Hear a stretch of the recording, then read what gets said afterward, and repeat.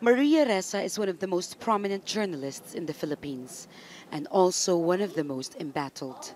Maria and the news agency she co-founded called Rappler have been indicted on multiple counts of tax evasion. The government also tried to revoke the agency's license to operate, with Duterte calling Rappler a fake news outlet. For Maria and her supporters, this is persecution from a government that sees journalists as the enemy. We're going to hold the line. But it makes me think that we must either be doing something right or we must be doing an investigation they don't want us to follow through with. We just keep doing our jobs. You know, we keep looking, we try to maintain the news agenda. Press freedom. But the government insists the warrant issued against Maria is not political persecution.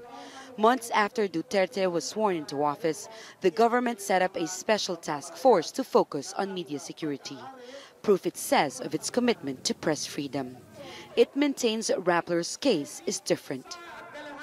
You do not believe that Rappler is a news agency? Personally, they claim to be.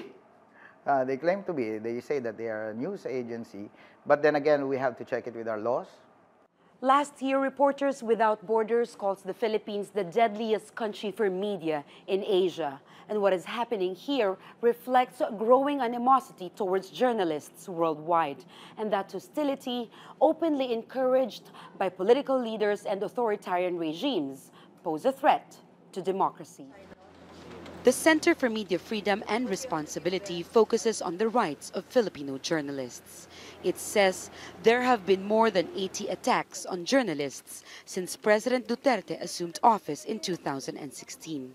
We should not forget that it is part of a big pattern, and the pattern had been set much earlier when President Duterte began to demonize mainstream press.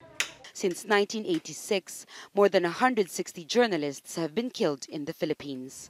Most of them worked in the provinces where observers say media protection is virtually non-existent. The Maguindanao massacre in 2009 is the single worst attack against journalists anywhere in the world. 32 were shot, mutilated, and buried while on their way to an electoral event in the southern Philippines. Those accused of being behind the killings reportedly have strong political ties to the government. Grieving families are angry. No one's yet been convicted almost 10 years after the massacre, and they are losing hope. Jamela, Alindogan, Al Jazeera, Manila.